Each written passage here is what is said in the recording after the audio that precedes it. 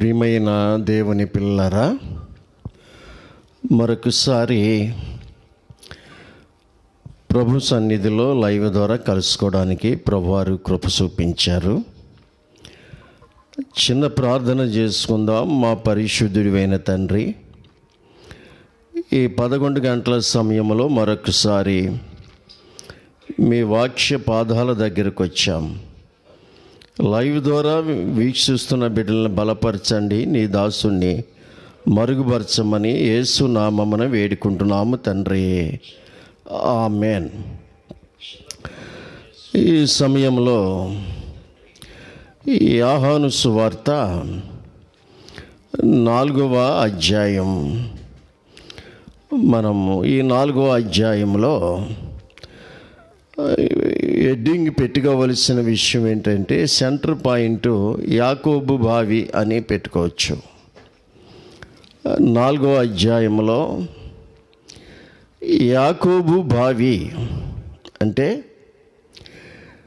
యాకోబు బావి దగ్గర జరిగిన సంభాషణ. 4వ అధ్యాయాన్ని మనం చూసినట్లయితే, యోహాను కంటే యేసు ఎక్కువ మందిని శిష్యులుగా చేసుకుని వారికి బాప్తిస్మం ఇచ్చుచున్న సంగతి పరిచయులు వినిరని ప్రభువునకు తెలిసినప్పుడు ఆయన యోదయ దేశమును విడిచి గలిలయ దేశమునకు తిరిగి వెళ్ళెను. ఇక్కడ యోహాను కంటే యేసు ఎక్కువ మంది శిష్యులని చేసుకుని వారికి బాప్తిస్మం ఇచ్చుచున్న సంగతి పరిచయులు వినిరని ప్రభు తెలుసుకున్నాడు. వెంటనే ఆయన యోదయ దేశాన్ని విడిచి గలిలయకి వెళ్ళిపోయాడు. ఎందుకు? ఆయన శిష్యులను యోహాను కంటే ఎక్కువ మందిని చేసుకుని మరి ఐనోన్ అనే స్థలంలో, సలీం దగ్గర ఐనోన్ అనే స్థలం ఉంది, అక్కడ బాప్తీసాలు ఇస్తున్నాడని పరిచయులకి తెలిసినప్పుడు గలిలయ దేశాన్ని విడిచి, యోదయ దేశాన్ని విడిచి గలిలయ దేశానికి వెళ్ళిపోయాడు. కారణం ఏంటంటే, అప్పటికి యోహాన్ని వాళ్ళు శిరచ్ఛేదం చేయడం జరిగింది. అందుకే ఎక్కువ మంది శిష్యుల్ని చేసుకుంటున్నాడని తెలిసి మరి ప్రభు కూడా హాని చేసేటువంటి పరిస్థితులు ఉన్నాయి కాబట్టి ఆయన ఆ ఏరియాని విడిచి వెళ్ళిపోయాడు. అలాగే 3వ వచనములో ఆయన యేసు బాప్తిస్మం ఇవ్వలేదు కానీ ఆయన శిష్యులు ఇచ్చిచుండిరి అని ఉంది. ఇప్పుడు మనము చదువుకున్నటువంటి మెయిన్ భాగం 4వ వచనం కాంచి ప్రారంభించబడింది. ఆయన సమరయ మార్గమున వెళ్ళవలసి వచ్చాను అని ఉంది. ఆయన సమరయ మార్గమున వెళ్ళవలసి వచ్చాను అని ఉంది. బైబిల్లో కొన్ని సందర్భాల్లో సమరయ ప్రాముఖ్యమైనటువంటి విషయం. ఈ సమరయులు ఎవరు? ఈ సమరయులు పట్టణం ఎలాగ ఏర్పరచబడ్డది అని మనం చూసినట్లయితే, మరి సోమోరు అనేటువంటి ఒక ఆయన, ఒక కొండ ఉంది. ఒమ్రీ అనేవాడు ఇశ్రాయేలుని పరిపాలించేటువంటి రాజు. ఆయన దగ్గర ఉన్న కొండని కొన్నాడు. ఒక కొండని కొని సోమోరు, అతని పేరు సోమోరు అనే రాజు, ఒక వ్యక్తి ఆయన దగ్గర కొండను కొని, ఒమ్రీ అనే రాజు ఆ కొండ మీద ఒక పట్టణాన్ని కట్టించాడు. ఆ పట్టణానికి ఆ సోమోరు అనేటువంటి వ్యక్తి దగ్గర కొన్నాను కాబట్టి సమరయ అనేటువంటి పేరు పెట్టాడు. అందుకని సమరయ స్త్రీ ప్రభుతో మాట్లాడుతూ మా వాళ్ళు కొండ మీద ఆరాధన చేస్తున్నారు అనేటువంటి విషయాల్ని ఆవిడ ఆలోచనలు తెలియజేసింది. అందుకు చూసినట్లయితే పర్వతాల మీద మా వాళ్ళు ఆరాధన చేస్తున్నారు అంది. సోమోరు అనే ఆయన దగ్గర కొండని ఉమ్రీ కొన్నాడు కాబట్టి దానికి సోమ్రోన్ అని పేరు పెట్టాడు. ఆ తర్వాత సోమ్రోన్లో ఇశ్రాయేలీలు 2 జట్లుగా విడిపోయింది. యూదా ఎఫ్రాయిం వాళ్ళు సపరేట్ అయిపోయారు. మిగిలిన 10 గోత్రాలు సపరేట్ అయ్యి యెరోబాము టైంలో సొలొమోను తర్వాత 2గా విడిపోయినాయి. యూదా వారేమో యెరూషలేముని హెడ్ క్వార్టర్ క్యాపిటల్ రాజధానిగా చేసుకున్నారు. ఇశ్రాయేలు వారేమో సోమ్రోన్ని హెడ్ క్వార్టర్గా చేసుకున్నారు. ఇక్కడ సమరయులు అంటరాని వారు అని వాళ్ళు ఇశ్రాయేలీలే. సమరయులో ఉన్న వాళ్ళు కూడా ఇశ్రాయేలీలే, కానీ వాళ్ళని పాపుల కిందను అంటరాని వారి కిందను అన్యుల కిందను వాళ్ళు ఎందుకు లెక్కేశారంటే, చరిత్రను మనం పరిశీలించినప్పుడు యెరోబాము అనేవాడు సొలొమోను తర్వాత ఇశ్రాయేలు 10 గోత్రాలని పరిపాలన చేస్తూ దాని నుంచి బేర్షెబా వరకు 10 గోత్రాలని పరిపాలన చేస్తున్నాడు. యూదా వారేమో యెరూషలేము హెడ్ క్వార్టర్ చేసుకుని వాళ్ళు అక్కడ పరిపాలన చేస్తున్నారు. యెరోబాముకి వచ్చిన ఆలోచన ఏంటంటే, ఈ దేవుని దేవాలయం యెరూషలేములో ఉంది. ఆ యెరూషలేములోకి వెళ్ళి ఈ ప్రజలు దేవాలయంలోకి వెళితే మరలా సొలొమోను కుమారుడికి రాజ్యం, ఈ 10 గోత్రాలు కూడా వెళ్ళిపోతాయి. వీళ్ళని ఏమైనా సరే యెరూషలేము దేవాలయానికి వెళ్లకుండా మనమే ఇక్కడ కొన్ని దేవాలయాలు కట్టాలని ప్లాన్ చేశాడు. ఈ రోజుల్లో కూడా అదే జరుగుతుంది. ఒక రాష్ట్రానికి ఏదో దేవాలయం పెట్టి ప్రజలు గుడ్డిగా వెళుతున్నప్పుడు ఆదాయం బాగా వస్తూ ఉంటుంది.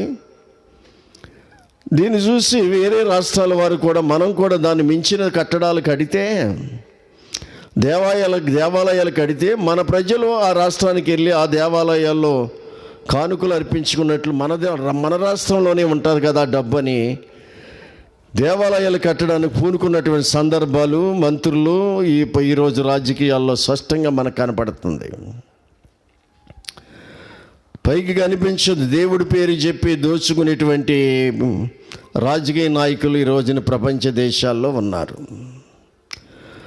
అందుకు చూసినట్లయితే ఏమండి, ఇక్కడ మనం చూసినట్లయితే దాని నుంచి బేర్షెబా వరకు 2 బంగారు దూడలు చేసి, ఇవే మిమ్మల్ని ఐగుప్తు నుంచి తీసుకొచ్చిన దేవుళ్ళు అని బంగారు దూడలు చేసి, మీరు దేవాలయం యెరూషలేముకి వెళ్ళక్కర్లేదు, ఇక్కడే మీరు పూజలు పునస్కారాలు చేసుకోవచ్చని ఆ ప్రజలను దానిలో ఒక బంగారు దూడ, బేర్షెబాలో ఒక బంగారు దూడను పెట్టి వాళ్ళని పూజలు చేసుకోమన్నాడు. దేవుడు ఇశ్రాయేలీలకి విగ్రహారాధన భయంకరమైన పాపాలన్నిటిలో గొప్ప పాపం ఏదంటే విగ్రహారాధన ఇశ్రాయేలు ప్రజలకి చెప్పింది. అందుకనే మీరు చెడిపోయి ఆకాశంలో ఎగిరే పక్షినైనను, నీళ్ళలో సంచరించే చేపనైనను, మృగమునైనను, జంతువు రూపనైనను, స్త్రీ ప్రతిమనైనను, పురుష ప్రతిమనైనను, మరి ఏ ప్రతిమనైనా మీరు చేసుకోకూడదు. నేను హోరేబులో మీతో మాట్లాడినప్పుడు అగ్ని జ్వాలల్లో మీతో మాట్లాడాను, కానీ ఏ స్వరూపము నా యందు మీరు చూడలేదని ప్రభు సెలవిచ్చి వాళ్ళకి 10 ఆజ్ఞల్లో ఒక ఆజ్ఞగా వాళ్ళకి ఇచ్చాడు. దానికి విరోధంగా యెరోబాము బంగారు దూడలను చేసి వీటిని పూజించండి, ఇవే దేవుళ్ళు అని చెప్పాడు. అందుకే వాళ్ళు అంటరాని వారిగా, సమరయులుగా, పాపులుగా పరిగణించబడి వారు సపరేట్ అయిపోయారు యోధా వారిలో నుంచి, సోమ్రోన్లో ఉన్నటువంటి వారంతా. ఇప్పుడు ఆ సోమ్రోనులో అంటరానిటువంటి ఏరియా, పాపులు ఏరియా, విగ్రహారాధులు, యూదులు వాళ్ళని ఏమాత్రం కూడా వాళ్ళ దగ్గరికి రానివ్వరు, వాళ్ళని అసహ్యంగా చూస్తారు.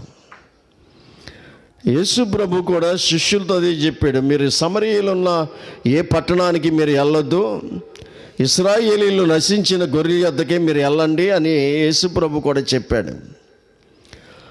అందుకే ఎందుకు చెప్పాడు ప్రభు అని మనం చూసినట్లయితే, సమరయులకి చెప్పవలసిన సువార్త వేరు, యూదులకి చెప్పవలసినటువంటి, ఇశ్రాయేలీయులకి చెప్పవలసినటువంటి సువార్త వేరు. శిష్యులు యూదులు కాబట్టి ఇశ్రాయేలీయులకి యూదులకి చెప్పగలిగినటువంటి జ్ఞానం వీళ్ళకి ఉంది, చెప్తారు. సమరయులకి చెప్పవలసినటువంటిది వేరు కాబట్టి మీరు వెళ్ళొద్దన్నాడు యేసు ప్రభు వారు. ఇప్పుడు వెళ్ళవలసిన సమయం వచ్చింది సమరయ గుండా. ఆయన సమరయ మార్గాన వెళ్ళవలసి వచ్చాను గనుక యాకోబు తన కుమారుడైన యేసోబుకి ఇచ్చిన భూమి దగ్గరనున్న సమరయలో సుకారా అన్న ఊరికి వచ్చాను.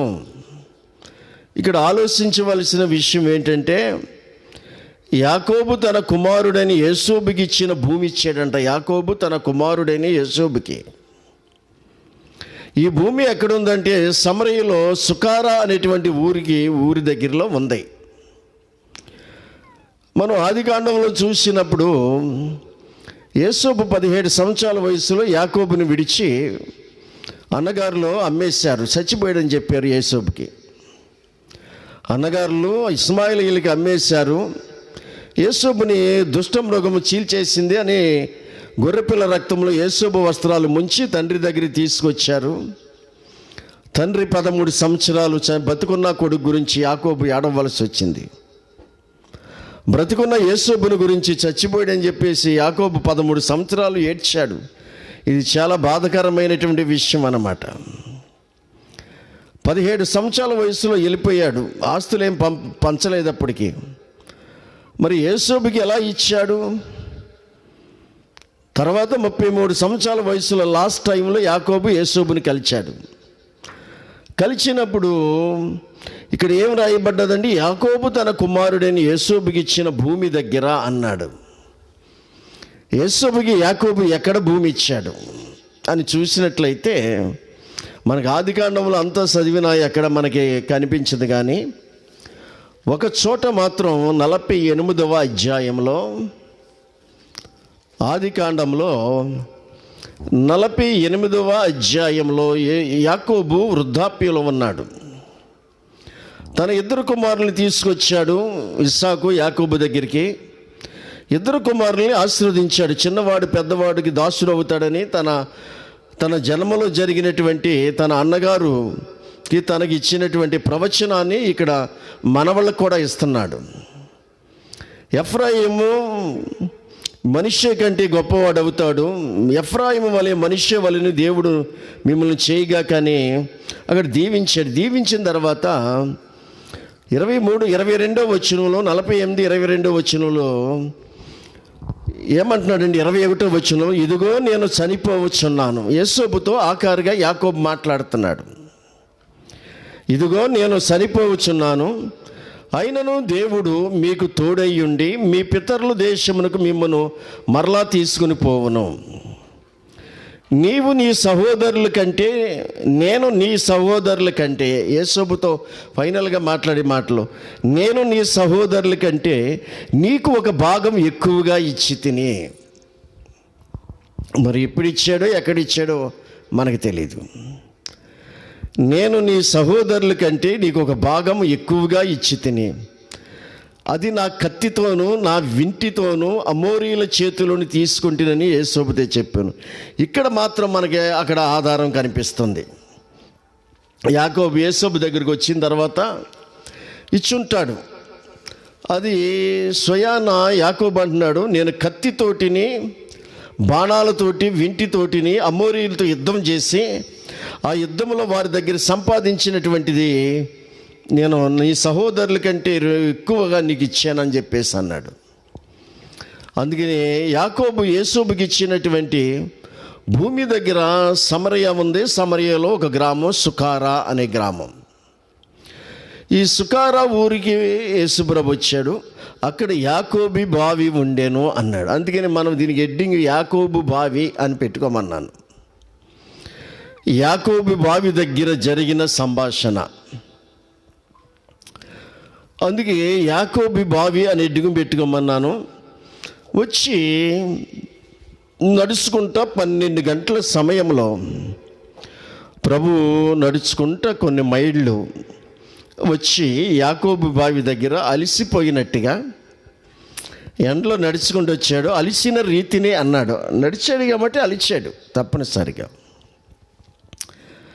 ఆ రోజుల్లో ఏ సౌకర్యాలు లేవు, ఆటోలు కానీ మోటార్ సైకిళ్ళు కానీ ఎటువంటి సైకిల్ సౌకర్యాలు కూడా లేవు కాబట్టి కాలి నడకనే ఆయన నడిచినటువంటి కాలి నడకన యాకోబు బావి దగ్గరికి వెళ్ళడానికి కారణాలు ఉన్నాయి.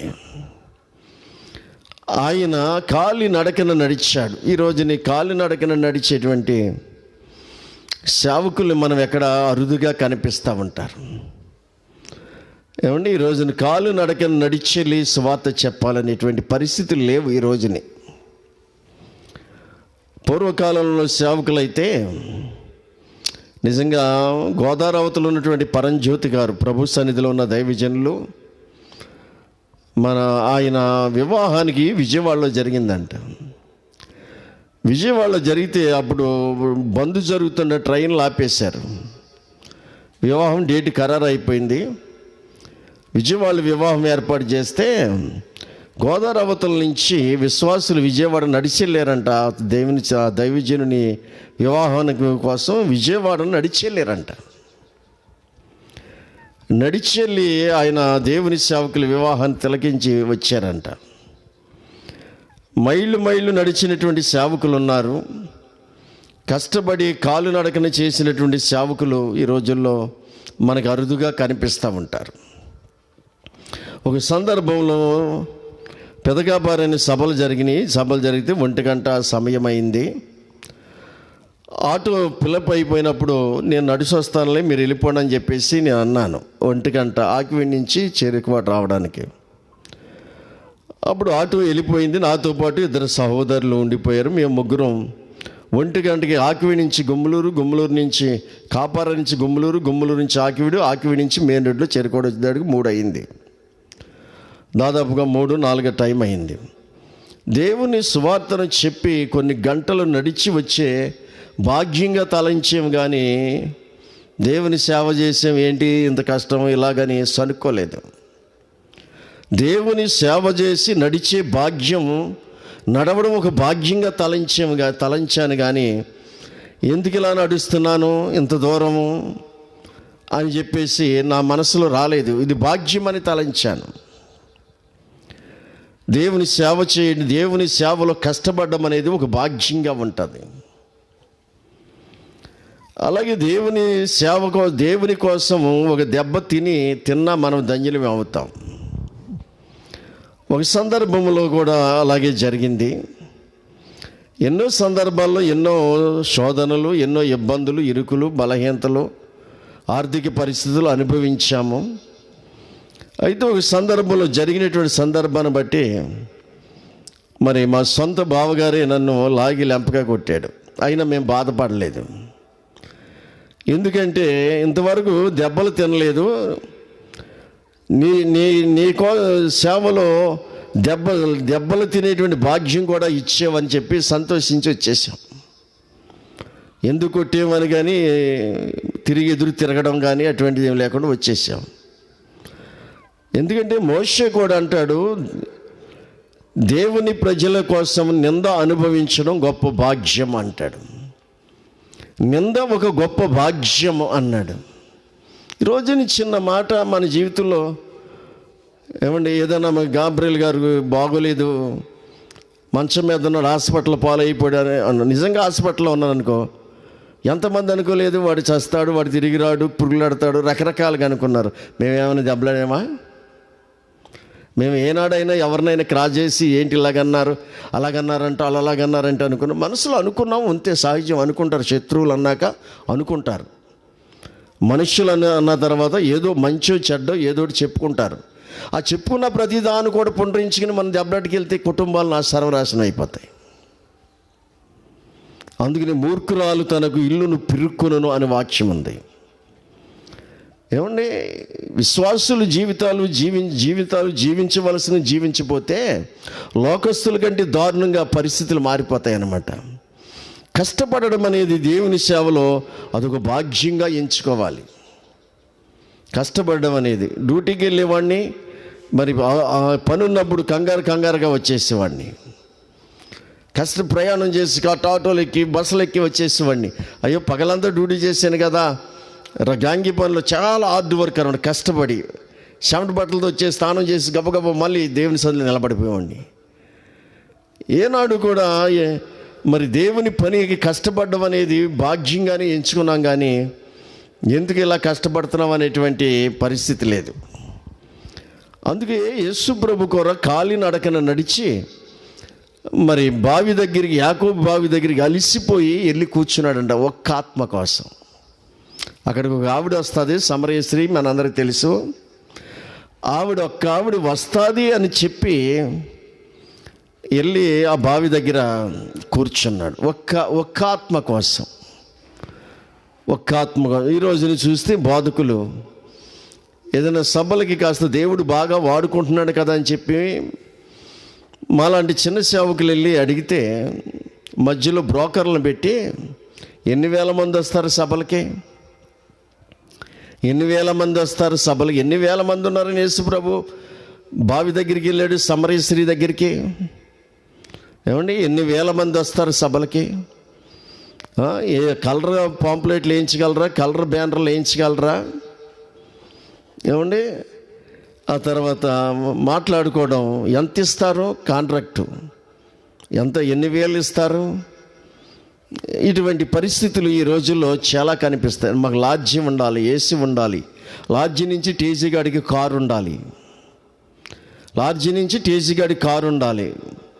ఏమండి, ఇటువంటి పెట్టుకునే విశ్వాసి చిన్న సేవకుడు ఏదో విశ్వాసం మీద ఆధారపడి ఒక 50 మందో 60 మందో ఉంటే వాళ్ళు పెట్టుకుని సభలు ఎట్టుకోవాలంటే పెద్ద పెద్ద సేవకులను డిమాండ్ చేస్తే ఏంటి పరిస్థితి?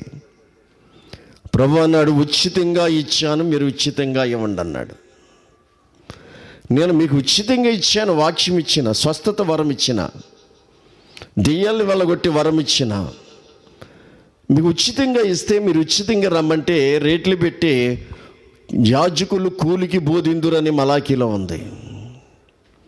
ఏమండి, యాజకులు కూలికి బోధిస్తారంట. కిరాయి బోధకులు అయిపోయారు ఈ రోజుని చూసినట్లయితే. దేవుడు కూడా చూస్తున్నాడు. కిరాయి బోధకులు తీసుకొచ్చే వాళ్ళని చాలామంది సభలు పెట్టి ఈ పెద్ద వాళ్ళని తీసుకొచ్చి సెట్టింగ్లు పెడితే జనం వచ్చేస్తారని పెద్ద సెట్టింగ్లు పెట్టేసి లోదరన్న గ్రౌండ్లో పెద్ద సెట్టింగ్లు, కొన్ని లక్షల రూపాయల సెట్టింగ్లు ఖర్చు పెట్టారు. 3 రోజులు సభలు పెట్టారు. జనము 25 మంది 20 మంది, లక్షల రూపాయల సెట్టింగ్లు పెట్టి జనాన్ని ఆకర్షించడానికి. ఏమండి, ప్రార్థన ద్వారా దేవుని చిత్త ప్రకారం ప్రజలు నడిపించబడాలి, కానీ సెట్టింగ్లు పెట్టి 3 రోజులు కూడా 25-30 మంది కంటే ఎక్కువ రాలేదు. అట్రప్లాప్ అయిపోయి అప్పులు పాలైపోయినటువంటి వాళ్ళు ఉన్నారు. ఇంకా చూసినట్లయితే ఈ విధముగా దేవుడు ఆశీర్వదిస్తే ఆశీర్వాదాన్ని ఎలాగ ఉపయోగించుకోవాలో తెలియక విచ్చలవిడిగా చేసినటువంటి సేవకులు ఉన్నారు. ఈ మధ్య ఎలక్షన్లో నిలబడినటువంటి సేవకులు చాలామంది ఉన్నారు. ఎలక్షన్లో వచ్చిన పాస్టర్లు చాలామంది నిలబడ్డారు. వాళ్ళు దేవుడిచ్చినటువంటి ఆశీర్వాదాన్ని దేవుని సేవలో ఎలా ఖర్చు పెట్టాలో తెలియక అలా చేసుకున్నటువంటి వాళ్ళు. మచ్చుకు ఒక ఆయన లోదరన్ గ్రౌండ్లో 2 రాత్రులు పెట్టాడు. 40,000 పువ్వులకి డెకరేషన్కి అయిందంట. 40,000 ఏకంగాను. అంటే సర్కస్ కంపెనీలాగా పెద్ద భారీ ఎత్తున స్టేజీ కట్టారు. రాజకీయ నాయకులంతానేమో స్టేజీల మీద కూర్చున్నారు, సేవకులంతా కింద కూర్చున్నారు. అదే సులోమాన్ అంటాడు, గనులైన వారేమో గుర్రాల మీద, గనులైన వారేమో కింద కూర్చుంటున్నారు, ఏమండి కూలికి పనిచేసే వాళ్ళు గుర్రాల మీద తిరుగుతున్నారు అన్నట్టుగా స్పర్శంగిలో సులోమాన్ చెప్పిన విధంగాను. ఏమండి, దేవుని సన్నిధిలో కూర్చోవలసింది సేవకులు. కానీ ఈ రోజుని సేవకుల్ని మరి వాళ్ళని నేల మీద నించోబెట్టి వాళ్ళు సర్వెంట్ల కింద వాళ్ళు వాడుకొని, రాజకీయ నాయకుల్ని ఏమో స్టేజీల మీద కూర్చోబెట్టి సాలువాలేసి దండలేసి సప్పట్లు పెట్టి ఘనపరుస్తున్నటువంటి క్రైస్తవ్యం ఈ రోజుని మన ముందు జరుగుతుంది. అలా చేసినందుకు ఒకే ఒక రోజు సభ జరిగింది.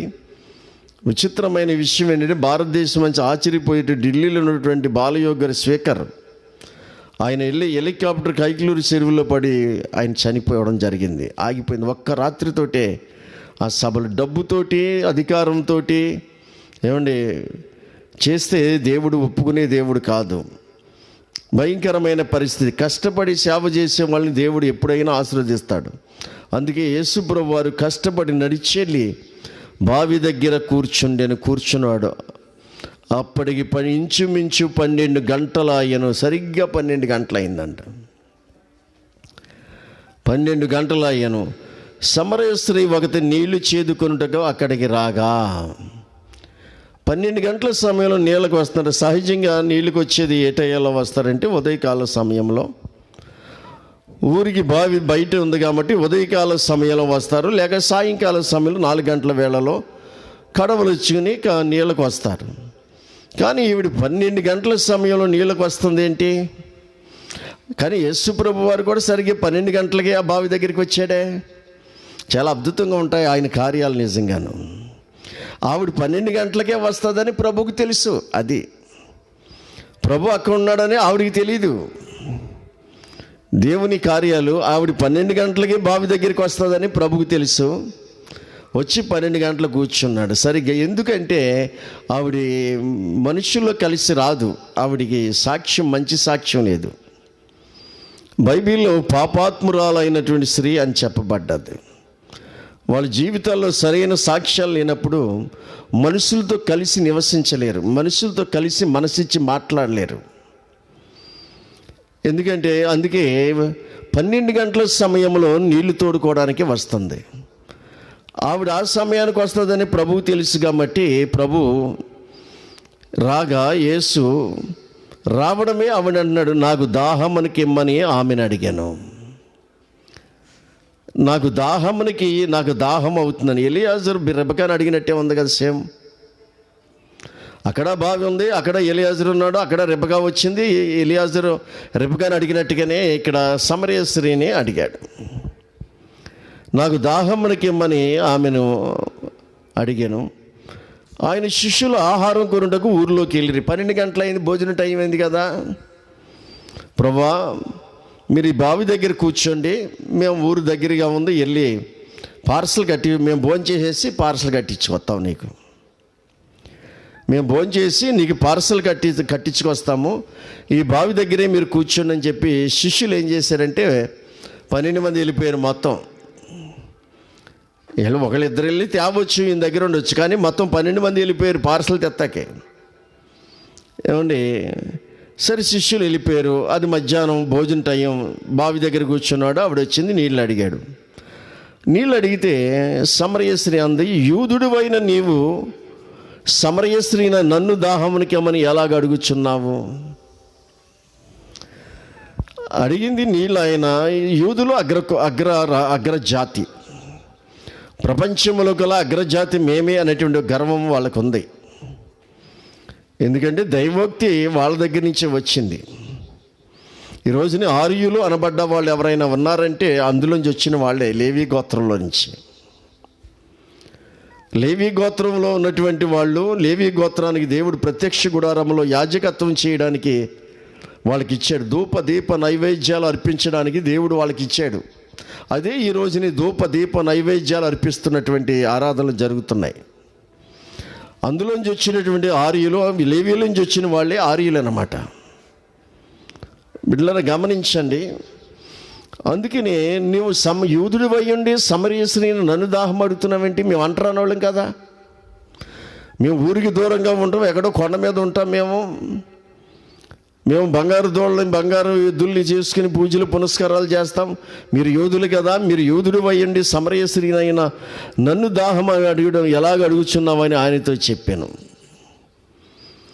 ఏమండి మరి ఎక్కువ జాతి. ఇప్పుడు యేసు ప్రభుని సమరయ స్త్రీ అడిగితే, నువ్వు సమరయురాలవు, నేను యోధుణ్ణి, నిన్ను ముట్టుకోకూడదు, నీకు దాహము నీళ్ళు ఇవ్వకూడదని యేసు ప్రభు అనాలి. కానీ యేసు ప్రభువే అగ్రజాతి అయ్యండి, యూదుల్లో జన్మించేది కాబట్టి యేసు ప్రభువే సమరయ స్త్రీని అడుగుతుంటే ఆవిడంటే యూదుడు అయ్యుండి సమరయ నన్ను ఎలా అడుగుతున్నావు? ఆవిడికి ఆశ్చర్యం వేసి ఉండొచ్చు. ఎందుకంటే ఆశ్చర్యం వేసి ఉండొచ్చు. ఎందుకంటే ఆవిడంటుంది, యూదులు సమరయతో సాంగత్యం చెయ్యరు, యూదులు సమరయులతో సాంగత్యం చేయరు. ఈరోజు కూడా అంతే. ఆ రోజు యూదులో అగ్రజాతి, సమరయులు అంటరాని వాళ్ళు. ఈ అగ్రజాతి అంటరాని వాళ్ళతో సాంగత్యం చేయరు వీళ్ళు. ఈ రోజున కూడా అదే పరిస్థితులు కనిపిస్తూ ఉంటాయి. ఏ వర్ణానికి వాళ్ళు, ఏ కులానికి ఆ కులం వాళ్ళే సహవాసాలు, వాళ్ళే పద్ధతులు చేసుకుంటారు, కానీ వేరేటువంటి పరిస్థితి లేవు. అందుకే ఇక్కడ కొర్నేలు గురించి కూడా చూస్తే అక్కడ ఒక మాట మనకి ప్రాముఖ్యమైన మాట కనిపిస్తుంది. పేతురు గారికి కూడా అదే పరిస్థితి. 10వ అధ్యాయంలో పేతురు గారికి కూడా అదే పరిస్థితి ఉంది. పేతురు గారు కూడా 10:14 అంటున్నాడు పేతురు, వద్దు ప్రభువా, నిషిద్ధమైనది అపవిత్రమైనది ఏదైనాను నేను ఎన్నడూ తినలేదని చెప్పు. దేవుడు పవిత్రం చేసిన వాటిని నువ్వు నిషిద్ధమైన వాటిగా ఎంచవద్దు అని. దేవుడు పవిత్రం చేసిన దాన్ని నువ్వు నిషిద్ధం అంటావంటే అన్యులకే సువార్త చెప్పకూడదు, యూదులకే దేవుడు అని మడిగట్టి కూర్చున్నాడు పేతురు. అన్యులకి సువార్త చెప్పకూడదు, మాకు యూదులకే దేవుడు, యూదుల్లోనే యేసుప్రభు పుట్టాడు, యూదుల్లోనే రక్షణ వచ్చింది, యూదులకే రక్షణ, అన్యులకి మేము చెప్పకూడదని మడిగట్టి కూర్చున్నాడు. ఇప్పుడు దేవుడు కలసిపించి కళ్ళు తెరిపిస్తున్నాడు. దేవుడు కలసిపించి కళ్ళు తెరిపిస్తున్నాడు. అందుకే వచ్చి ఇక్కడ మాట్లాడుతున్నాడు అనమాట. ఏమని మాట్లాడుతున్నాడంటే 28వ వచనంలో, అప్పుడు అన్యజాతి వానితో సహవాసం చేయుటైనను, అదిగో అన్యజాతి వానితో సహవాసం చేయటైనను అట్టి వానిని ముట్టుకొనుటైనను. చూసే, ముట్టుకోవడం కూడా ముట్టుకోరంట. ఈ రోజుని మన భారతదేశం ప్రాముఖ్యంగా తెలుగు రాష్ట్రాలు ఎక్కువగా ఉంది ఇది కనిపించినటువంటి. అంటే పూర్వకాలంలో ఎక్కువగా వెనకబడినటువంటి జాతులు ఎక్కువగా వెళ్ళి వాళ్ళ ఇళ్లలో పనిచేయడం, లేకపోతే వాళ్ళ పొలాల్లో పనిచేయడము, ఆఖరికి గొబ్బురాకు కానీ పేడకు కానీ పుల్లకు కానీ దేనికైనా సరే వాళ్ళ దగ్గరికి వెళ్ళి ఒక బిందె తాకట్టెట్టుకోవాలి, వాళ్ళ దగ్గరికి వెళ్ళాలి. వెళ్ళినప్పుడల్లా వాళ్ళు ఆ వ్యత్యాసం చూపించేవారు, దూరంగా ఉండు, ముట్టుకోవద్దని. ముట్టుకుంటే వీళ్ళు చెరువులకు ములుగొచ్చేవాళ్ళు. మా చిన్నప్పుడు నేను ఎక్కువ, నాకంటే ముందున్నటువంటి వాళ్ళు చూస్తే చాలా భయంకరం. ఏంట్రా అంటే, ఒక నిమ్మ జాతీయుడు ఒక అగ్రకులం ఈదులోంచి వెళ్ళాలంటే గోషెగుడ్డ పెట్టుకుని మొలతాడికి వెనకాల సీపిరి కట్టుకుని చేతిలో చెప్పట్టుకుని వెళ్ళాలంట. మొలతాడికి వెనకాల చీపురు కట్టుకుని చేతిలో చెప్పట్టుకుని వెళ్ళాలంట. ఈదంట వెళ్ళేటప్పుడు అగ్రకులస్తులు ఈదంట వెళ్తే, ఎందుకంటే వీడు నడిచే అడుగులు ఆ చీపురి తుడుచుకుంటూ వచ్చేయాలంట వెనకాల. వీడికి ఉమ్మొస్తే దాంట్లో వేసుకోవాలంట, కానీ అక్కడ వేయడానికి వీల్లేదు. అంత కఠినంగా కుల జాడిజ్యము ఆ రోజుల్లో ఉండేది. ఈ రోజున కూడా ఉంది, ఈ రోజున కూడా కనిపించడం తప్పనిసరిగా. ఈ అగ్రకులాల్లో చౌదరి, రెడ్డి, కాపు, రాజు, కమ్మ అనేటువంటి వాళ్ళు అధికారాలు వాళ్ళకే, ధనము వాళ్ళకే, గర్వము వాళ్ళకే, సమస్తం వాళ్ళలోనే ఈ కుల భేదాలు. ఈ రాజకీయాల్లో ఈ కులం ఎప్పుడు కూడా వేలుబడి చేస్తూ ఉంటుంది. చూడు, ఆంధ్రప్రదేశ్ని చూసినట్లయితే రెడ్లన్నా పరిపాలన చేస్తారు, సౌదరులన్నా ముఖ్యమంత్రి ఉంటారు, కానీ వేరే జాతుడు ఎవడం ఉండడు. ఆంధ్రప్రదేశ్లో ముఖ్యమంత్రి చేస్తే రెడ్డి అన్నా ఉంటాడు, సౌదరి అన్నా ఉంటాడు, కానీ వేరే జాతి ఎవడు కూడా ముఖ్యమంత్రి ఉండడు. ఉన్నాయి ఇటువంటి, ఆ రోజుని ఉంది, ఈ రోజుని కూడా అటువంటి పరిస్థితులు ఉన్నాయి. అందుకనే పేతురు అంటున్నాడు, అన్యజాతి వానితో సహవాసం చేయటైనను అట్టి వాని ముట్టుకొనుటైనను యూదునికి ధర్మము కాదని మీకు తెలియను. చూసారా ఏమండి, మనిషి ముట్టుకోవడం ధర్మం కాదంట. మనిషి సహవాసంగా ఉండడం ధర్మం కదంట. ధర్మమా అధర్మమా? అది ధర్మమా అధర్మమా? మనిషి సహాయం చేయడం, మనిషి సహవాసం చేయడం, మనిషి ప్రేమించడం, మనిషి కలిసి జీవించడం ధర్మమైన విషయంగా అధర్మము కాదే. వారు ధర్మం కాదంటున్నవే నీ మతంలో ఉన్నటువంటి అధర్మాన్ని ధర్మంగా మార్చుకున్నటువంటి వాళ్ళు. అందుకే చూసినట్లయితే ఇక్కడ ఏమంటున్నాడంటే, ఏ మనుష్యుడు నిషేధింపబడిన వాడు కాదని అపవిత్రుడైనను చెప్పకూడదని దేవుడు నాకు చూపించెను. ఏ మనుష్యుడు నిషేధించమని కాదు. ఎక్కడో అరణ్యములో ఉన్నటువంటి అడవిలో నివసించేటువంటి అనాగరికులైనా, ఆదిమ వాసులైనా, ఏ జనుసులో ఉన్నటువంటి వాళ్ళైనా, గ్రామాల్లో ఉన్నటువంటి వాళ్ళైనా, పట్టణాల్లో ఉన్నటువంటి వాళ్ళైనా, ఏ మనిషి నిషేధించబడిన వాడు కాదు. మనుష్యులందరూ ఒక్కటే, మనుష్యులందరిలో ఉన్న ఊపిరి ఒక్క దేవునిదే, మనుష్యులందరికీ 2 కళ్ళే, మనుష్యులందరికీ 2 చెవులే, మనుష్యులందరూ ఒకటే పోలిక, మనుష్యులందరిలో ఉన్న జీవాత్మ ఒకటే, మనుషుల్లో ఉన్న రక్తం, మనుషుల్లో ఉన్నటువంటి ఆత్మ ఒకటే. పలు తంత్రాలు కల్పించుకుని నీవు మనిషి స్వార్థం కోసం విడగొట్టి విభజించి పాలించడానికి మానవుడు చేసుకున్నటువంటి చట్టాలు ప్లాన్లు చేసుకున్నాడు. అందుకే ఇక్కడ ఆ సమరయ స్త్రీ అంటుంది, నీవు యూదుడు, నేను సమరయురాలను, నీవు నన్ను దాహం అడుగుతున్నావు ఏంటి అని చెప్పేసి అంటుంది. అప్పుడు ప్రభు ఏమంటున్నాడు చూద్దాం. అప్పుడు అన్నాడు, అందుకు యేసు, నువ్వు దేవుని వరమును నాకు దాహమని కిమ్మని నిన్ను అడుగుచున్నవాడెవడో అది ఎరిగి ఉంటే నీవు ఆయనను అడుగుదువు. ఇక్కడ చూస్తే యేసు దేవుని వరం బ్రాకెట్లో పెట్టాడు. అక్కడ యేసు దేవుని వరం, ఆ పక్కన ఈ పక్కన చుక్కలు పెట్టుకొచ్చాడు. యేసు దేవుని వరం అండి.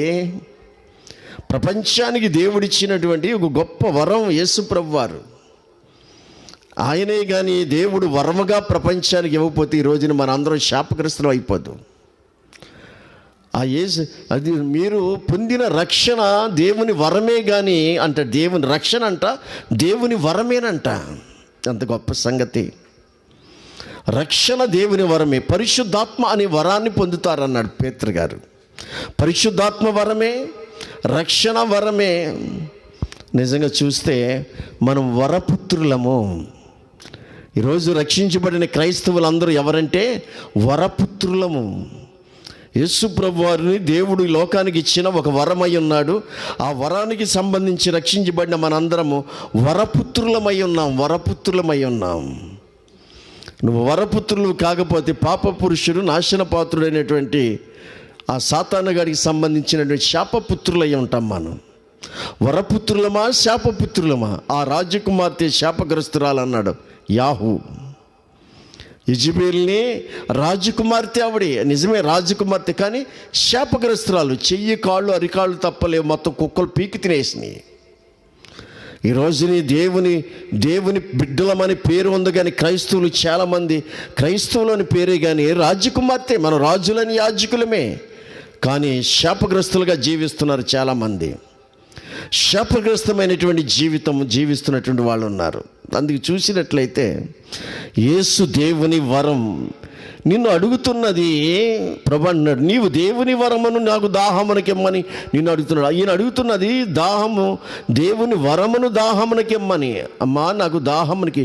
ఆవిడ రక్షించబడితే యేసు ప్రభు వారి దాహం తీరినట్లే, అదే వరం అని అడిగేది. శరీర సంబంధమైన దాహం గురించి అడగట్లేదు ఆయన.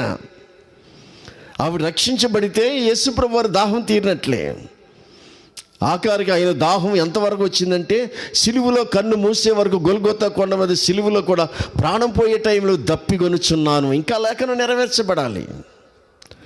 దప్పిగొనుచున్నాను, ఆయన తండ్రి పని తుదముట్టించుట. ఆఖరి లేఖనం దప్పిగొనుచున్నాను. చేదు చిరక ఆయన నోట్లో పోసారంట, తాగలాగిపోయి చేదుని ఆకారాన్ని, సిలువలో చేదును తాగినటువంటి దేవుడు యేసు ప్రభువారు. సిలువలో సేదును తాగినటువంటి దేవుడు యేసు ప్రభువారు. రమణులతో కులకలేదు, అమృత భాండాలు తాగలేదు, ఏమండి రంభా ఊర్వశి మేనకలతోటి నాట్యాలు చేయించుకోలేదు, పట్టుపరుపుల మీద పొడుకోలేదు, గుర్రాల మీద రథాల మీద తిరగలేదు, కిరీటాలు పెట్టుకుని సింహాసనం మీద కూర్చోలేదు, కలుకు రాళ్ళల్లో ముళ్ళల్లో అరికాల మీద నడిచినటువంటి దేవుడు దైవ మానవుడు యేసు ప్రభువారు. అందుకని ఈ లోకంలో సుఖభోగాలు భోగభాగ్యాలు అనుభవించే వాళ్ళు యేసు ప్రభు చరిత్ర వాళ్ళకి ఇష్టం ఉండదు, వాళ్ళకి అర్థమవుతుంది వాళ్ళకి. ఎందుకంటే దేవుడు అంటే ఇలాగ ఉండాలి, అంటే మాడి మసి అయిపోవాలి. దేవుడు అంటే సింహాసనం మీద కూర్చోవాలి. దేవుడు అంటే ఈ పక్కన భార్య ఆ పక్కన భార్య ఉండాలి. దేవుడు అంటే బంగారు కిరీటాలు, దేవుడు అంటే వెండి సింహాసనాలు, దేవుడు అంటే అబ్బో నువ్వు అనుకున్నట్టుగా దేవుడు లేడు, జాగ్రత్త. సాతాను మోసం చేసింది ప్రపంచాన్ని, సాతాను దగా చేసింది ప్రపంచాన్ని. నా ప్రభువు అందుకే 2000 సంవత్సరాల క్రితం వచ్చి దైవ మానవుడిగా భూమి మీద జీవించి ఆయన మాదిరి చూపించలేడు. కాబట్టి ఈ రోజుని సంవత్సరాలు గడిచిపోయినా, యుగాలు గడిచిపోయినా ఆయన సుచరిత్ర ఈనాటికి నేటికి భూమి ఆకాశం ఉన్నంత వరకు కూడా అక్షరాలు గల కనిపిస్తూనే ఉంటుంది. మనుషులు చనిపోవచ్చు, మరొక మనిషిని దేవుడు పుట్టిస్తాడు. మనిషి చనిపోవచ్చు, మరొక మనిషిని దేవుడు పుట్టిస్తాడు. ప్రపంచంలో సువార్త ఆపేసామనుకున్న ప్రబలం అయిపోతుంది. ప్రపంచంలో సువార్త ఎవడు ఆపలేడు. దేశం గొడ్డుపోలేదు. ఎక్కడ చూసినా జనం సేమలు పెరిగినట్టుగా పెరిగిపోరు. ఎవరినొకరిని లేపేస్తూ ఉంటాడు దేవుడు. ఎవరినొకరిని మారుమని దర్శించేస్తూ ఉంటాడు. నువ్వు ఒకరిని చంపితే 10 మందిని దర్శిస్తాడు ఆయన. ఏం చేయగలవు? ఒకరిని ఆపితే 10 మందిని దర్శిస్తాడు ఆయన. ఒక చర్చి పడగొడితే 10 చర్చిలు కట్టిస్తాడు. ఒక బైబిల్ కాస్తే 10 లక్షల బైబిల్ ప్రింట్ చేయిస్తాడు. నువ్వు ఎక్కడ ఆపగలవు? నీ వల్ల అవుద్దా? కరోనా లాగే వ్యాప్తిది. కరోనా ఆపగలుగుతున్నారా? కరోనాని ఎవడో ఆపలేడు. అందుకని ఇది కూడా అంతే. క్రైస్తవ్యం కూడా అదే పరిస్థితి అన్నమాట. అందుకే ఒక ఆత్మ రక్షించబడితే ఆయన దాహం తీరినట్లు. అడిగింది, నువ్వు దాహం, నాకు దాహం తీర్చమ్మా. ఈరోజు నీ మాకు దాహం తీర్చు. ఆత్మల దాహము, ఆత్మదాహము. రక్షించబడినాడు ప్రభు. మాకు ఏ దాహం పెట్టాడో ప్రభు, నశించిపోతున్న ఆత్మలు రక్షించండి.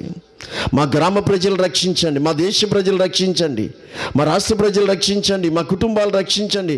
మా స్నేహితులు రక్షించండి. మా ఇరుగు పొరుగు రక్షించండి. ఆత్మల దాహం, ఆత్మల దాహం. ఇది ప్రాణం పోయే వరకు ఈ దాహం తీరదు. శిలువలో యేసు ప్రభు ప్రాణం పోయే ముందు కూడా దప్పికొనుచున్నాను అన్నాడు. క్రైస్తవునికి నిజమైన దాహం. అంతేగాని డబ్బు సంపాదన దాహం, దాహం, దాహం. పెద్ద పులుసు రక్తం మరిగితే ఎలాగ రక్తానికి ఎదురు చూద్దో డబ్బు దాహం ఉండకూడదండి. డబ్బు దాహం, మన అవసరాలు దేవుడు తీరుస్తాడు. మనకి ఏది అవసరమో ఆయన తెలుసు. పౌలు అదే అంటాడు, భూమి మీద ఉన్నంత వరకు అన్నపానములు కలిగిన వారం ఏంటే చాలన్నాడు. మనం పుడతా ఏమి తెచ్చుకోలేదు, లేదప్పుడు ఏం పట్టుకెళ్ళం. మనం అన్న వస్త్రములు కలిగిన వారమై ఉంటే మనం తృప్తి కలిగిన వారు. అన్న వస్త్రములు ఆరోగ్యం, అన్నము వస్త్రము ఆరోగ్యం, ఈ 3 ఉంటే చాలు. కోటీశ్వర్లు కోట్లు ఉన్నాయి, బంగారం ఉంది, వెండి ఉంది, అధికారులు ఉన్నాయి. ఏమి లేదు, ఆరోగ్యం లేదు. ప్రయోజనం ఏముంది? ఆరోగ్యం లేదు, ప్రయోజనం ఏముంది? అన్న వస్త్రము ఆరోగ్యం, అన్నము వస్త్రము ఆరోగ్యము దేవుడు 3 ఇస్తే ఆయన కోసం జీవిద్దాం, ఆయన కోసం పనిచేద్దాం, ఆయన కోసం జీవిద్దాం. అందుకని ఆయన దాహము తీరాలి అంటే ఒక ఆత్మ రక్షించబడాలి. ఈరోజు నేను నిజంగా చూసినట్లయితే ఎన్ని వందల మంది దేవుని సందులో ఉన్నా ఒక ఆత్మ బాప్తీసం పొందితే సేవకులకి అంతలో ఎక్కడ లేని సంతోషం.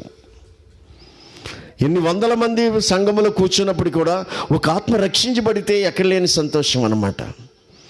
సేవకులకే కాదు కానీ నిజమైన ఆత్మీయంగా రక్షించబడిన బిడ్డలకి కూడా వాళ్ళు కూడా సంతోషమే. పరలోకంలో దేవదూతలు కూడా ఎగిరి గంతులేస్తాయంట. పరలోకంలో దేవదూతలంట ఎగిరి గంతులేస్తాయంట. కానీ మానవులు ఏమంటారంటే, ఆ మతంలో దిగిపోయావా, వాళ్ళలో కలిసిపోయావా? ఏమండి, మనుషులు ఆ మతంలో దిగిపోయావా, వాళ్ళలో కలిసిపోయావా? పాతాళానికి దిగిపోయినప్పుడు తెలుస్తుంది, అగ్ని జ్వాలలో కలిసిపోయినప్పుడు తెలుస్తుంది నీకు. ఇప్పుడు ఎక్కడ దిగిపోయారో, ఎక్కడ కలిసిపోయారో, పాతాళానికి దిగిపోయినప్పుడు, అగ్ని జ్వాలలో కలిసిపోయినప్పుడు అప్పుడు తెలుస్తుంది నువ్వు అనే మాట. ఇప్పుడు ఏం అర్థమవుతుంది నీకు. అందుకే చూసినట్లయితే ఒక ఆత్మ రక్షించబడడం అనేది దాహము తీరినట్లు అన్నమాట. ఆత్మదాహము, ఆత్మల దాహము. ఆత్మదాహము, ఆత్మల దాహము అనేటువంటిది చూసినట్లయితే, దేవుని వరమును నాకు దాహమునికిమ్మని నిన్ను అడుగుచున్నవాడెవడో అది ఎరిగి ఉంటే నీవు ఆయన అడుగు.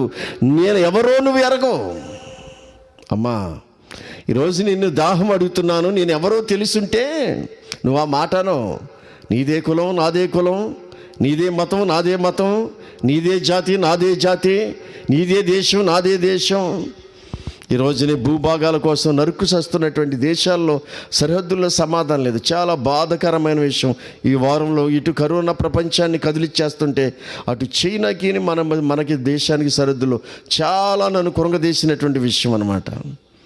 నిన్నగాక 2 నెలల క్రితమే కదా చైనా అధ్యక్షుడు మన దేశ ప్రధానమంత్రి గారు కలిసి ఫోటోలు దిగి ఆ మహాబలిపురంలో అద్భుతమైన పబ్లిసిటీ చేసుకుని సంత దిగారు. ఈ రోజున మరి సరిహద్దుల్లో వాళ్ళు చచ్చిపోయారు, మనవాళ్ళు చచ్చిపోయారు. రాళ్ళతోటి కొట్టుకు చచ్చిపోయారు అని సైనికులు. ఎంత దారుణమైన పరిస్థితి ఇది పరిస్థితి ఎంతకి దారి తీస్తుందో, ఎంతకి ఎక్కడికి వెళ్ళిపోతుందో పరిస్థితులు చెప్పలేము. ఇంకా జనం యుద్ధం రావచ్చు. ఒక పక్కన పాకిస్తాను గుంటనక్కలాగే పొంచుంది, ఒక పక్కన అమెరికా చైనా మీద కారాల మీరాలు నూరేస్తుంది, ఒక పక్కనేమో చైనా ఏమో మమ్మల్ని ఎవడో ఏం చేయలేడు, మేము సూపర్ పవర్గా ఎదిగామని చైనా మరి డ్రాగన్ వాళ్ళు పక్షుల్లాగా ఎగిరేస్తారు ఆకాశంలో. అటువంటి విద్యలు నేర్చుకున్నారు వాళ్ళు. పరిస్థితులు ఈ పక్కన కరోనా. ఏమండి, ఇటువంటి పరిస్థితుల్లో మనం ఉన్నామంటే ఇవన్నీ వాక్యం తెలిసిన వాడు, దైవ జ్ఞానం కలిగిన వాడికి కలవరం పుట్టిస్తూ ఉంటుంది. అందుకు చూస్తే ప్రభు అంటున్నాడు, నేను ఎవరో నీకు తెలుసుంటే నువ్వు నన్ను అడుగుదువు అంటాడు. నేను ఎవరో నీకు తెలుసుంటే, యేసు ప్రభు ఎవరో ఈ రోజున ప్రజలకు అర్థం అవ్వలేదు. ఏదో తెల్లవాళ్ళు దేవుడు అంటాడు తెలుసున్నట్టుగా ఎవడో చెప్పాడు. అప్పుడు తెల్లవాళ్ళు వచ్చారు, భారతదేశాన్ని పరిపాలించారు. వాళ్ళు వెళ్ళిపోయారు, తేరగా దొరికారు. వాళ్ళ మీద సినిమాలు, సీరియళ్ళు, రకరకాల స్టోరీలు. తెల్లవాడు వచ్చిన వాళ్ళని ఈ రోజున విద్య, లేకపోతే ఇంకా విద్య లేకపోను మనకి. తెల్లవాడు వచ్చిన వాళ్ళని ఈ రోజున కరెంటు, ఇంకా కరెంట్ లేకపోను. తెల్లవాడు వచ్చిన వాళ్ళని రైలు బళ్ళు, ఇంకా ట్రాక్. ఈ రోజు నువ్వు ట్రాక్ వేయాలంటే నరసాపురం నుంచి విజయవాడకి 2 ట్రాక్ వేయాలంటే 10 సంవత్సరాలు పట్టింది. ఆ రోజున వాళ్ళు వచ్చి చేసిన వాళ్ళకి అన్ని మెటీరియల్ కూడా ఇటువంటి ఎన్నో, బ్యాంకింగ్ ఏంటి, తపాలా ఏంటి, ఫోన్లు ఏంటి, అన్నీ కూడా ఆ రోజున వాళ్ళు పునాది వేసి వెళ్ళారు. వేసే పునాది మీద మన వాళ్ళు ఇప్పుడు డెవలప్ చేసుకున్నారు. వాళ్ళు కొంత మేలు చేశారు, కొంత కీడు చేశారు. వాళ్ళు ఏం మారు మనసు పొందిన వాళ్ళు కాదు, వాళ్ళు ఏమేమి యేసు ప్రభువుని నమ్ముకున్న వాళ్ళు కాదు. బ్రిటిష్ వాళ్ళు పేరు క్రైస్తవులు, కానీ అమెరికా క్రైస్తవమే, కానీ మారు మనసు ఎవరికి ఉండదు. లండన్ క్రైస్తవమే, మారు మనసు ఎవరికి ఉండదు. ఈ పేటలో అందరూ క్రైస్తవులే, మారు మనసు ఎవరికి ఉండదు. ఈ విషయం తెలియకుండా మాట్లాడుతూ ఉంటుంది లోకానికి తెలిసింది ఏమి కాదు. ఎవడో చెప్పిన మాట వింటారు. తెల్లోళ్ళ దేవుడు అంటాడు అంతే. తెల్లలకు దేవుడు, నల్లకు దేవుడు ఉన్నాడా? మరి నల్లల దేవుడు ఎవరు? తెల్లలకు దేవుడు ఉంటే నల్లల దేవుడు ఎవరు చెప్పండి? జాగ్రత్త. మరి సూర్యుడు ఒకడే కదా, చంద్రుడు ఒకడే కదా, భూమి ఒకటే కదా, ఆకాశం ఒకటే కదా, సముద్రము, సృష్టి అంతా ఒకటే కదా, గాలి అందరిలో ఉన్న తెల్లవాడికి నల్లవాడికి ఒకటే గాలి కదా. ఏమైనా రూపాల్లో ఏం తేడా ఉన్నాయి? తేడా లేవే. జాగ్రత్త. సాతాను జ్ఞానం మనుషుల్లో నూరు పోసి మనుషులు నిద్రిస్తుండగా సాతాను వచ్చి గురుగులు జిమ్మి వెళ్ళిపోయిందంట. ఇది శత్రువు చేసిన పని అన్నాడు. సాతానుగాడు భిన్నాభిప్రాయాలు కలగజేశాడు. సాతానుగాడు భేదాభిప్రాయాలు కలగజేశాడు. కులభేదం కలగజేశాడు, జాతి భేదం కలగజేశాడు, దేశభేదం కలగజేశాడు, వర్ణభేదం కలగజేశాడు, భేదాలు కలగజేసేవాడు. సాతానుగాడు ఎవడంటే భేదాలు సాతానుగాడులు ఎవడన్నా ఉంటే వాడికి అక్కడ ఐక్యత లేకుండా భేదాలు కలగజేసేస్తాడు. సాతానుగాడు ఎవరిలో ఒకళ్ళు ప్రవేశించిందంటే వాడి అంతసేపు భేదం కలగజేయడానికే ప్లాన్ చేస్తూ ఉంటాడు. అందుకనే యేసు ప్రభు నేను ఎవరో ఎరుగుంటే అన్నాడు. ప్రభు ఎవరో ఈ రోజుని యేసు ప్రభు అనే పేరు అక్షరం మాత్రం ఎరుగుదురు. యేసు ప్రభు అని తెల్లలు దేవుడు, లేకపోతే వాళ్ళ దేవుడు వీళ్ళ దేవుడని మాత్రం ఎరుగని ఆయన ఎవరో ఎరుగుంటే అలాగా మాట్లాడుండ్రు. ఈ రోజున కూడా ఆయన ఎవరో ఎరుగుంటే లోకం అలా మాట్లాడదు. అందుకే మిగిలిన భాగాన్ని సాయంత్రం 7 గంటలకి ధ్యానం చేసుకుందాం. చిన్న ప్రార్థన. పరిశుద్ధుడివైన తండ్రి, మీకు స్తోత్రాలు. యాకోబు బావి అని హెడ్డింగ్ పెట్టి ఆ సమరయశ్రీది యాకోబు ప్రభువారికి మధ్యలో జరుగుతున్న సంభాషణ, కొన్ని విషయాలు మీరు ఇంతవరకు మాట్లాడారు. లైవ్ ద్వారా వీక్షిస్తున్న బిడ్డల్ని బలపరచండి, విశ్వాసంలో స్థిరపరచమని ప్రభు అయిన యేసుక్రీస్తు వారి పేరట అడిగి వేడుకుంటున్నాము తండ్రి. ఆమెన్.